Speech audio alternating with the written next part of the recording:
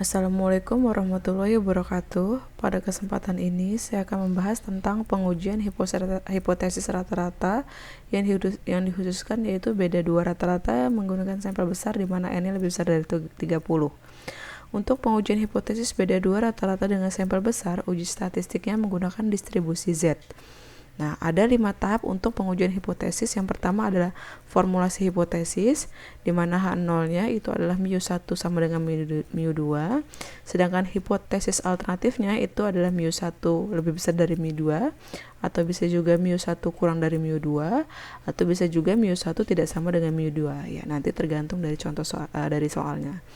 Yang kedua, penentuan nilai alfa atau taraf nyata dengan nilai Z tabel atau Z alfa. Nah, nilai alfa itu sesuai soal, atau kalau misalnya nilai alfanya tidak ada, maka disesuaikan saja sesuai keinginan kita. Kemudian menentukan nilai Z alfa atau Z alfa per 2 dari tabel. Z alfa itu didapat kalau Z alfa itu dipakai kalau dia lebih besar dan lebih kecil. Sedangkan Z alfa per 2 itu dipakai kalau formula hipotesisnya tidak sama dengan. Yang ketiga yaitu kriteria pengujian. Kriteria pengujian kalau kita pakai hipotesis yang pertama atau formulasi hipotesis yang pertama, itu H0 diterima jika Z0-nya kurang dari sama dengan Z alfa dan akan ditolak jika Z0-nya lebih besar dari Z alfa. Sedangkan untuk formulasi hipotesis yang kedua, itu H0 diterima jika Z0-nya lebih besar sama dengan min Z alfa dan H0 ditolak jika Z0 kurang dari min Z alfa. Sedangkan untuk kriteria pengujian formulasi hipotesis yang ketiga atau poin C, itu H0 diterima jika Z0-nya di antara min Z alfa per 2 dan Z alfa per 2. Sedangkan H0 ditolak jika Z0-nya lebih besar dari Z alfa per 2 atau Z0-nya kurang dari min Z alfa per 2. Setelah membuat kriteria pengujian, maka dilakukanlah uji statistik. Uji statistik di sini ada dua, yaitu yang pertama jika simpangan bakunya diketahui dan jika simpangan bakunya tidak diketahui. Jika simpangan bakunya diketahui, maka menghitungnya menggunakan Z0 sama dengan X bar 1 min X bar 2 dibagi dengan sigma X bar 1 min X bar 2. Nah, rumus dari sigma X bar 1 min X bar 2 adalah akar dari sigma 1 kuadrat dibagi N1 ditambah sigma 2 kuadrat dibagi N2. Sedangkan untuk simpangan baku populasi yang tidak diketahui, itu Z0 rumusnya sama dengan X bar 1 min X bar 2 dibagi S dari X bar 1 min X bar 2, di mana S dari X bar 1 min X bar 2 itu adalah akar dari S1 kuadrat dibagi N1 ditambah S2 kuadrat dibagi N2. Setelah melakukan uji statistik, kita akan melakukan kesimpulannya, yaitu menerima atau menolak H0 sesuai dengan kriteria pengujian. Agar lebih jelasnya, kita ke contoh soal. Seseorang berpendapat bahwa rata-rata jam kerja buruh di daerah A dan B sama dengan alternatif A lebih besar daripada B. Untuk itu, diambil sampel kedua daerah, masing-masing 100 dan 70 dengan rata-rata dan simpangan baku 38 dan 9 jam per minggu, serta 35 dan 7 jam per minggu. Ujilah pendapat tersebut dengan taraf nyata 5%, di mana varians atau simpangan baku kedua populasi sama besar. Oke, step pertama yaitu adalah formulasi hipotesis.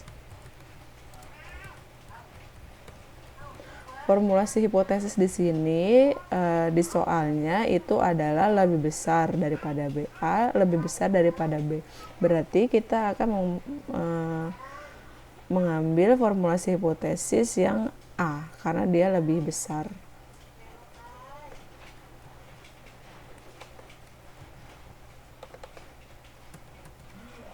Oke, jadi seperti ini ya. Ini adalah formulasi hipotesisnya. Lalu step yang kedua adalah taraf nyata.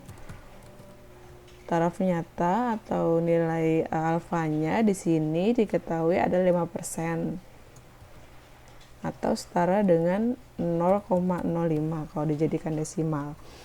Nah, karena di sini lebih besar, maka kita akan menggunakan Z alfa. Berarti nilai dari Z alfa yaitu Z 0,05, maka kita akan cari di tabel yang seperti ini. Nah, Z alfa Z alfanya 0,05. Berarti untuk taraf keyakinannya yaitu sama dengan 1 dikurang alfanya adalah 0,05. Hasilnya adalah 0,95. Jadi nilai taraf nyatanya 0,05 dan taraf keyakinannya 0,95. Nah, dari 0,95 itu kita cari di tabel Z distribusi normal. Di sini 0,95 itu di antara 1,64 dan 1,65. Sehingga nilai dari Z 0,05 itu sama dengan 1,64 ditambah 1,65 lalu kita bagi 2 karena dia di antara ya. Hasilnya adalah 1,645.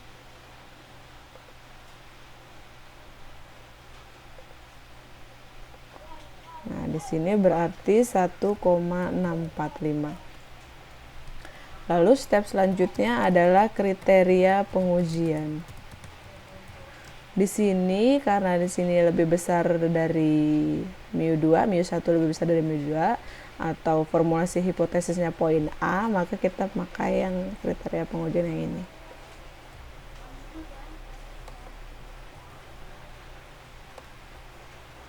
Nah, yang ini ya, akan diterima kalau nilai Z0-nya lebih kecil sama dengan dari 1,645 dan akan ditolak kalau Z0-nya lebih besar dari 1,645. Oke, selanjutnya adalah uji statistik. Uji statistik di sini kita akan cari tahu dulu ya.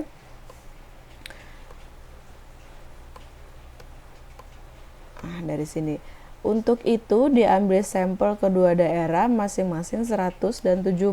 Berarti sampel di sini adalah N1 dan N2. N1 dengan N2. N1-nya yaitu sebesar 100 dan N2-nya sebesar 70.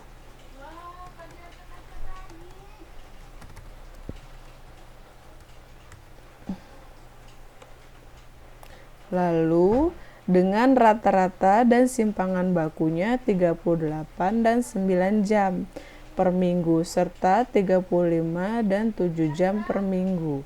Sehingga rata-ratanya yang pertama adalah X bar 1-nya 38 dan X bar 2-nya 35.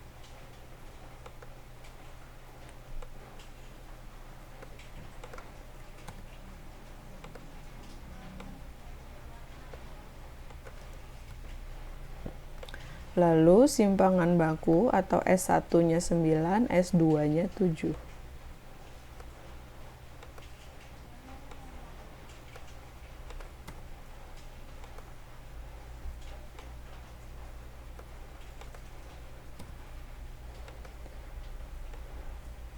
Oke, sudah diketahui semuanya. Karena di sini sigmanya tidak diketahui, maka kita akan menggunakan rumus yang ini. Yang Z0 sama dengan X bar 1 min X bar 2 dibagi S dari X bar 1 min X bar 2 dengan X dari X bar 1 min X bar 2 adalah akar dari S1 kuadrat dibagi N1 ditambah S2 kuadrat dibagi N2. Nah, di sini untuk mempermudahkan kita harus cari S1 kuadrat dan S2 kuadratnya terlebih dahulu. S1 kuadrat berarti sama dengan 9 dipangkatkan 2, yaitu 81. Begitu juga yang ini berarti sama dengan S2 kita pangkatkan 2. Setelah itu baru kita cari rumus S dari X bar 1 min X bar 2, yaitu rumusnya sama dengan SQRT, yaitu akar ya,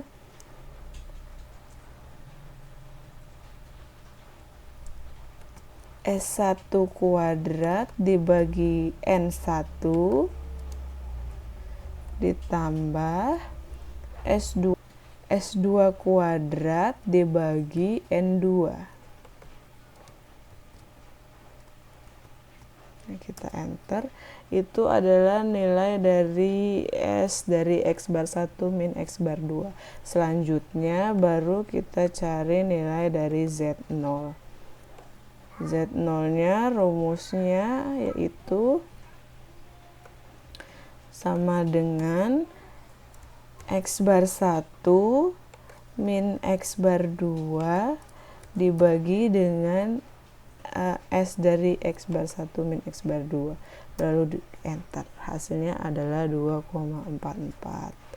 Jadi yang terakhir kesimpulannya, karena nilai dari Z0 itu sama dengan 2,441, itu lebih besar ya, lebih besar dari Z alfa ya, atau Z 0,05, yaitu sebesar 1,645, maka H0-nya ditolak. Nah, kalau ditolak di sini berdasarkan hipotesisnya berarti μ1 lebih besar dari μ2. Berarti kan kalau H0-nya ditolak berarti H1-nya yang diterima. μ1-nya itu berarti kesimpulannya rata-rata jam kerja buruh di daerah A dan B itu rata-rata jam kerja buruh di daerah A lebih besar daripada daerah B. Ya. Jadi rata-rata jam kerja buruh di daerah A itu lebih besar daripada daerah B. Oke, demikianlah pembahasan mengenai pengujian hipotesis beda dua rata-rata dengan sampel besar di mana N-nya lebih besar dari 30. Saya akhiri, assalamualaikum warahmatullahi wabarakatuh.